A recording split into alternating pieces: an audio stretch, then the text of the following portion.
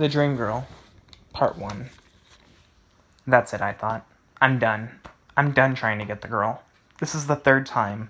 I'm tired of being played like a fiddle. I can never fall in love again. I can't allow myself to when I know I'm just burning the same old page. I lied in bed looking at the blackness that was my ceiling. It's the nice guy syndrome. People like me are so easy to hook and sink.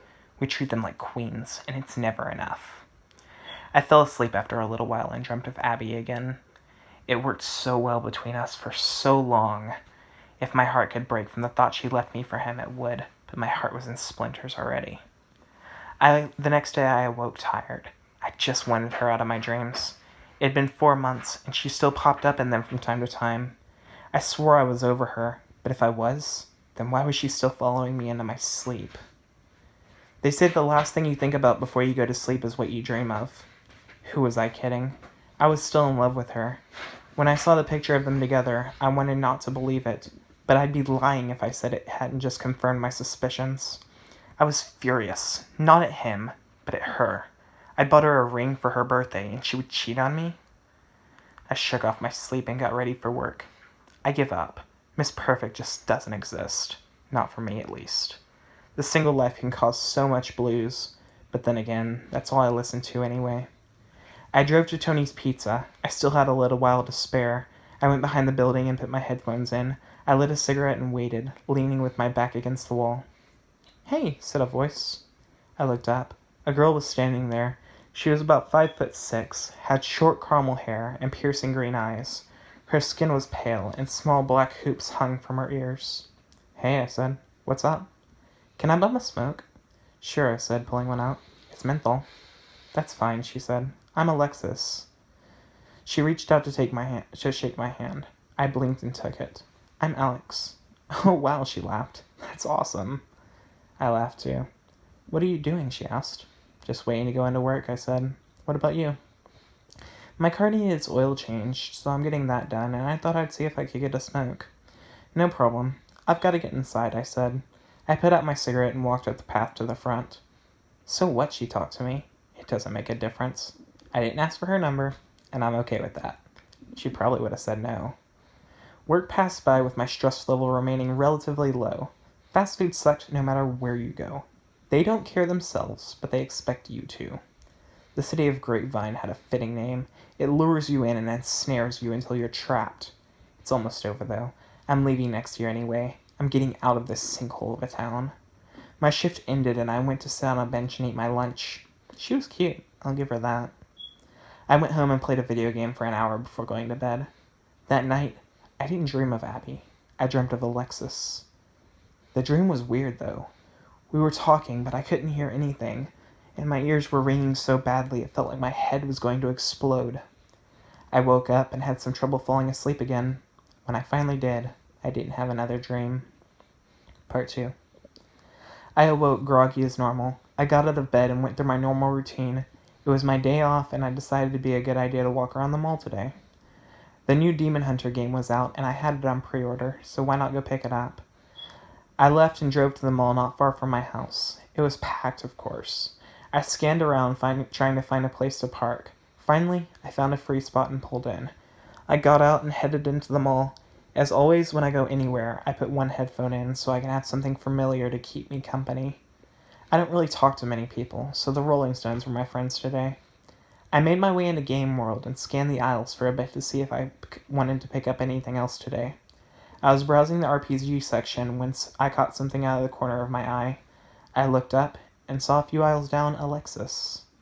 Wow, I thought. Small world. I casually made my way across the aisles until I was on hers. "If I didn't know any better," I said loud enough that only she could hear me, "I think you were following me." She looked up.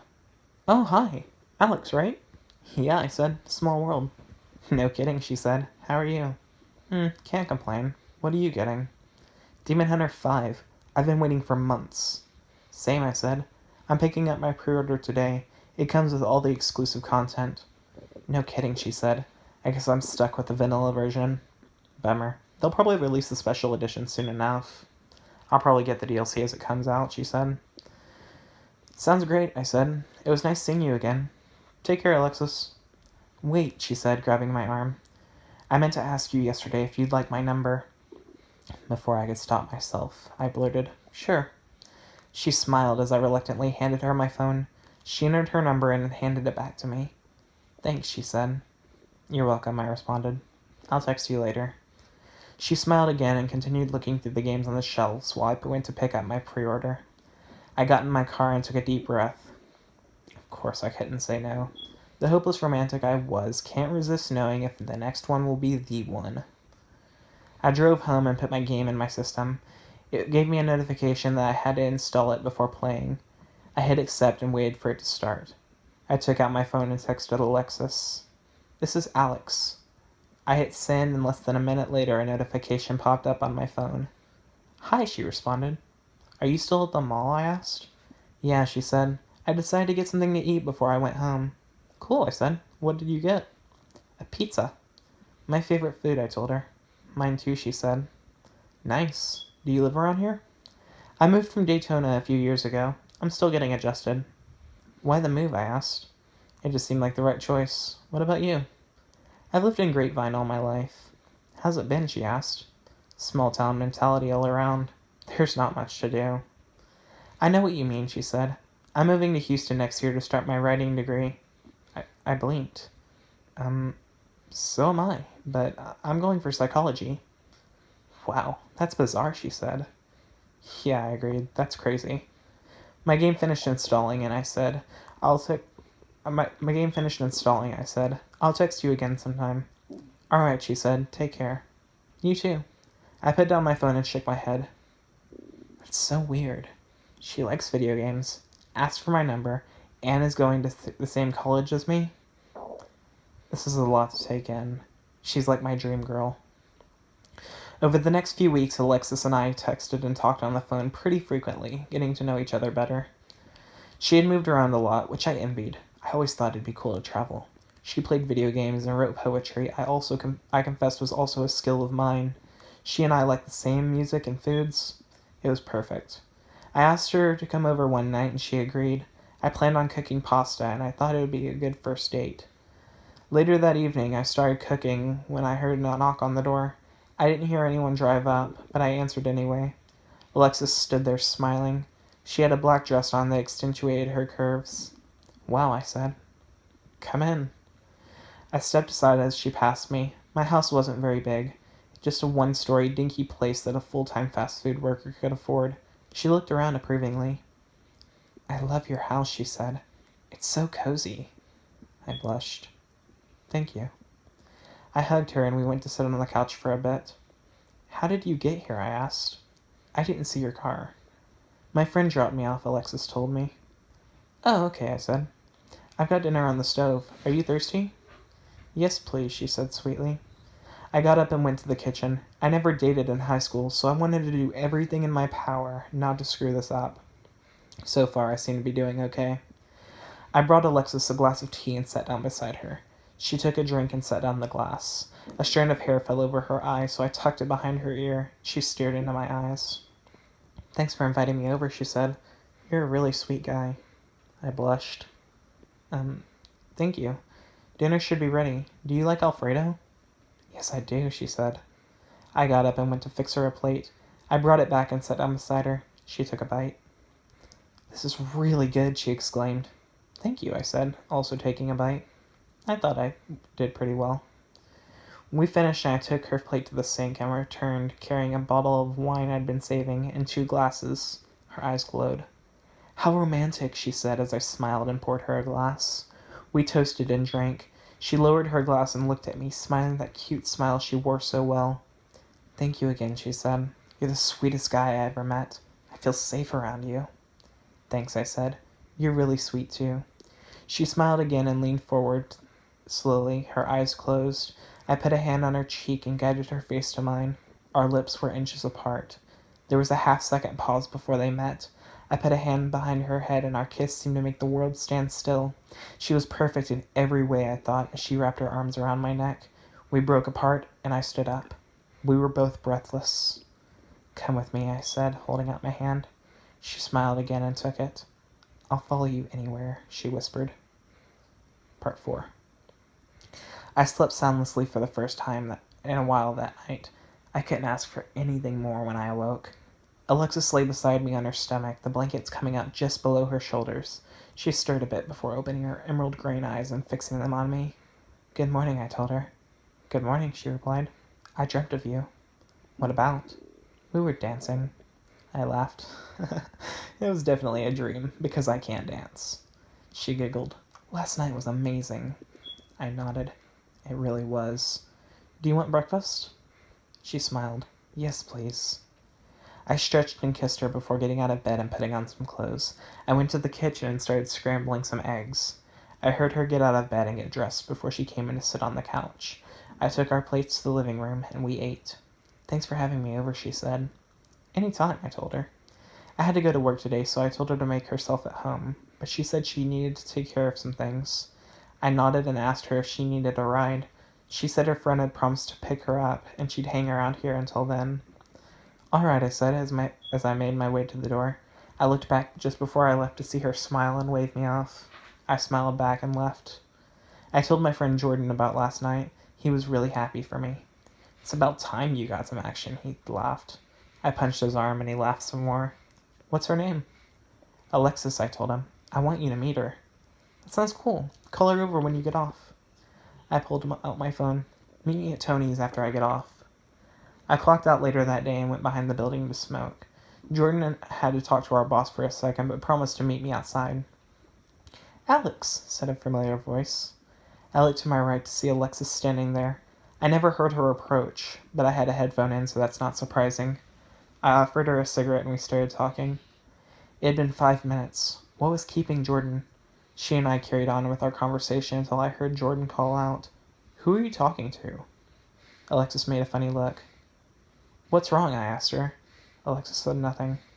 "Nothing's wrong with me," Jordan said, walking up. "But dude, are you okay?" "I'm fine. Jordan, this is Alexis," I said, putting my arm around her. Jordan looked at me with concern. "Are you sure you're alright?" he asked me. "I'm fine," I said. "Why do you keep asking me that?" His voice became worried. "Dude, you're holding air. There's no one there." I stood there wordless. I looked at Alexis. She stood there, her expression one of guilt. "Alex," said Jordan, "what's going on?" I couldn't speak. He had to be lying. I felt her, heard her. She was as real as I was. "I'm fine. I should go." I walked to my car, feeling Jordan's eyes drilling into my back. I got in to see Alexis already inside. She hadn't followed me. I did a double take to where I was standing. She wasn't there. I looked at her. She was staring straight ahead. "Please don't be angry," she said. "What should I be angry for, huh?" "What are you?" "The girl of your dreams," she said. "That doesn't answer my question," I told her, not sure if I was actually talking to anyone. "You created me. I was born from your desires. The one girl that would love you more than anyone else can." "You're not even real," I shouted. "All this time I've been talking to air." She had tears in her eyes. "You don't love me anymore," she said quietly. My silence acted as an answer. I stared ahead, focusing on the road. She's been an imaginary girlfriend this whole time. I fell in love with air. Tears started to form in my eyes as I pulled into my driveway. I sat there, silent as the grave. I closed my eyes and felt a finger brush against my cheek, taking a tear with it. This made no sense. What was last night? What were the texts and the phone calls? I looked at my phone. The texts weren't there. I looked Alexis in the eyes. "Don't follow me," I thought, almost sure she would hear me. She said nothing. "I love you," I heard in my mind. I quickly got out of the car and locked the door. I hurried inside and slammed my front door shut. I looked ahead, and to my horror, there she was, looking as broken as I was. "I want you gone!" I screamed. "I can't," was all she said. "Why?" "Because I love you," she said. "I'll never hurt you like them. I'll never abandon you." I buried my face in my hands, tugging at my hair. "Get out of my head," I moaned. There was no escaping, no way to turn back time and never have spoken to her. I took a deep breath and cleared my head. I wanted nothing more than not to see her. I took one more deep breath and slowly opened my eyes. She was nowhere to be seen. I sat down and cried against my front door. Was she gone? Was it over? It seems if I don't think about her, she doesn't exist. Fine, I could do that. I'll look for someone else, and that'll help. If I have someone else, Alexis will be an afterthought. I didn't even want to shower. I just wanted to go to sleep. Of course it wasn't that easy. Why would it be? I dreamt of her that night. This time I could hear her, but the ringing in my ears made me feel like my skull was going to split down the middle. I tossed and turned restlessly. Suddenly, I felt warm. My breathing evened out, and I began to drift into reverie. When I awoke the next morning, I wasn't alone. Alexis lay beside me, holding my hand. "Good morning," she said, smiling. I got out of bed in one motion. "What are you doing here?" I asked. "You looked like you were having trouble sleeping," she said. "I came to help." I pointed at her. "Get away from me." I put on the first clothes my hands touched and hurried out the door. I was breathing heavily as I got in my car. Placing my head on the steering wheel, I tried to remember the meditation classes that I took when I was a teenager. I closed my eyes and focused on relaxing every part of my body and clearing my mind. I sat there for 10 minutes, completely still. If you didn't know what I was doing, you would think I was asleep. I opened my eyes, and to my relief, I was alone. Alexis was nowhere in sight. I could breathe again. I went to McDonald's and got a coffee. I sat in the chair closest to the window and just stared into the distance. It takes more muscles to frown than to smile, you know. I looked in the direction of who was speaking to me. It was a short girl, taller than Alexis, but still shorter than me. She had blue eyes and red-dyed hair. What?" I asked. "You look sad, so I was messing with you." In spite of myself, I chuckled. She sat down across from me. "I'm Alina," she said. "Alex," I said.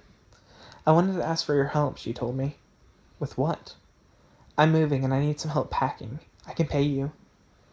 "Sure," I said without hesitation. I needed something to focus on to get her out of my head. She smiled. "Thank you. Can I have your number? It's a 20-minute drive and it'd be nice to have someone to talk to because my radio's out." I smiled and said sure. She gave me her phone and I entered my number in. "Thanks," she said, then walked out the door to her car. I looked around and followed. Alexis wasn't here. This was good. We got in our cars and I started the ignition. I looked up and my jaw hit the floor. Alexis was standing outside the restaurant, her arms crossed, staring in the direction of Alina's car as it drove away. I followed, and Alexis and I locked eyes before I passed. She was smiling. My eyes were on Alexis as I passed her. She was smiling at me, but the smile didn't reach her eyes like it usually did. I swallowed a lump in my throat. I forced myself to pull my eyes forward. My breathing started to become uneven. I jumped as my phone rang. I answered it. Hello?" I heard, "Alex?" Yeah, hey, Elena." "Hey, thanks so much for helping. Is 100 okay?" "That's fine," I said. "I just needed something to do today." "I'm glad I could help there," she said. "I'm moving and I can't lift some of the stuff. One of my friends is there already." "Oh, okay," I said. "Cool." We talked for a bit and she wondered what was bothering me. I told her I get really bad migraines and she seemed satisfied with that answer. We got to her house. It was a 2-story house with cream-colored paint and a dark green roof. I looked around as I got out. Alexis was nowhere to be seen, but that didn't put me at ease. Elena introduced me to her friend James, and we started moving things into the moving truck. We still had a lot of stuff left, so James said he'd take what we got there and come back for the rest. He pulled off, and Elena turned to me. "Thanks for helping me pack," she said. "You're the best." Everyone needs a friend to help them out once in a while. "Yeah," she said. "I have your payment." She pulled out $50 and I took it. "I'll give you the other half tomorrow," she said. "Thank you," I told her. I turned away and looked around. She wasn't here. Good. I didn't see her on the drive home, and I didn't see her when I closed my eyes. But I'll never forget the dream I had, because it felt so real. I dreamt I woke up and got out of bed, and looked down to see me sleeping, like my actual body, still sleeping on the bed. I looked around and everything seemed bigger. Everything went black, and when I regained vision, I was standing in front of a house. I'd been here before. It seemed like it was almost yesterday. I opened up a window and crawled in. My feet seemed smaller. I brushed my hair back, and suddenly I realized what was happening in this dream. I was dreaming I was Alexis. I jumped awake, breathing heavy, my heart pounding against my chest. I looked around, but Alexis wasn't there. I tried to calm myself, but my heart kick-started again. When I remembered the dream, I grabbed my keys off the counter and jumped in my car, speeding towards Lena's. I got there and my heart sank. Police cars were parked all around. Near the house, her friend James was talking to an officer. They both looked up when they saw my car. James pointed at me, and the officer nodded and walked over to me. I rolled down my window, and I could hear my own pulse. The officer came up and asked me to turn off the car and step out. I took a deep breath and got out of my car. "Is your name Alex?" the cop asked. He noticed my hands shaking and asked if he could search my car. "Yeah," I said, because I did nothing wrong. I was afraid, though. I wasn't sure what they might find. He rummaged through my stuff. "I've got something!" he shouted. Every officer there drew their guns and trained them on me. "Get on the ground," one said. I was in tears as they took me down. I saw her, standing over me with warmth in her eyes. "Why are you doing this to me?" I screamed at her. But the only reply I got was from an officer. "We found a knife with blood on it in your car, and the victim was stabbed to death last night. They put me in the back of a police car, but someone was there already beside me.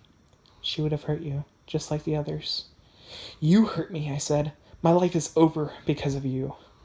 "But now we'll be together forever," she said. I figured I had nothing to lose at this point and told him about Alexis. "I currently reside in the asylum for the criminally incurable." I sat on my bed for that first night, and looked around. Everything was so white. The windows had bars on them, and I wondered how it came to this. I felt a hand on my shoulder, and Alexis sat down beside me and put her head on my chest. "I'm so sorry," she cried. "I'll never hurt you again." I closed my eyes, and against my better nature, I kissed her head.